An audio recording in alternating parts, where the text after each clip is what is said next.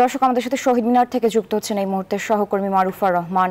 মারুফা, আজকের কর্মসূচিতে আর কি বলেছেন আন্দোলনকারীরা, আমাদের বিস্তারিত জানাবেন।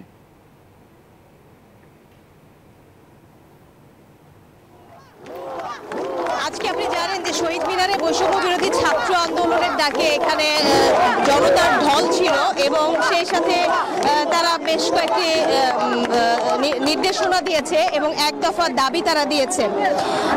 সর্বাত্মক অসহযোগ আন্দোলন শুরু করার কথা বলা হয়েছে রোববার থেকে এবং সেখানে বেশ কিছু নির্দেশনা দিয়েছে যে কেউ কোনো ধরনের ট্যাক্স বা খাজনা প্রদান করবে না, বিদ্যুৎ বিল, গ্যাস বিল, পানির বিল সহ কোনো ধরনের বিল পরিশোধ না করার আহ্বান তারা জানিয়েছেন। সকল ধরনের সরকারি বেসরকারি প্রতিষ্ঠানে অফিস আদালত এবং কলকারখানা বন্ধ রাখার আহ্বান জানিয়েছেন এবং মাস শেষে অফিস থেকে বেতন তোলার আহ্বানও জানিয়েছেন। শিক্ষা প্রতিষ্ঠান কার্যক্রম বন্ধ রাখার আহ্বান জানিয়েছেন।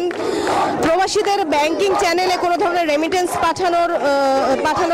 পাঠানোর আহ্বান জানিয়েছেন। সকল ধরনের সরকারি সভা সেমিনার বন্ধ রাখার আহ্বান জানিয়েছেন এবং সব মিলে তারা যে এক দফা জানিয়েছেন সেটি হচ্ছে মন্ত্রিসভা, প্রধানমন্ত্রী শেখ হাসিনা সহ মন্ত্রিসভার সকলের পদত্যাগ তারা দাবি করেছেন এবং সেই সাথে বলছেন যেই অসহযোগ আন্দোলন তারা ডাক দিয়েছেন সেখানে গণপরিবহন বন্ধ থাকবে, শ্রমিকরা যেন কেউ কাজে না যায়, জরুরি ব্যক্তিগত লেনদেনের জন্য প্রতি সপ্তাহের রবিবারে ব্যাংকগুলো খোলা রাখার আহ্বান তারা জানিয়েছেন। পুলিশ সদস্যদের রুটিন ডিউটি ব্যতীত কোনো ধরনের প্রোটোকল ডিউটি, রায়ট ডিউটি এবং প্রোটেস্ট ডিউটিতে না যাওয়ার আহ্বান জানিয়েছেন।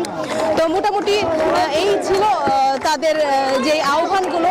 এখন পর্যন্ত আমরা যদি বলি শহীদ মিনার, টিএসসি চত্বর, অনেক মানুষ এখন আসলে এখানে সমবেত রয়েছে সেই বিকেল থেকে আমরা দেখছি এবং তারা বিভিন্ন ধরনের স্লোগান দিচ্ছেন যে তারা ছাত্র হত্যার বিচার চাই, এরকম স্লোগান তাদের রয়েছে। তো সব মিলে এই ছিল আমার কাছে সর্বশেষ তথ্য। এখনো পর্যন্ত চলছে, কিন্তু নাগরিকদের বিভিন্ন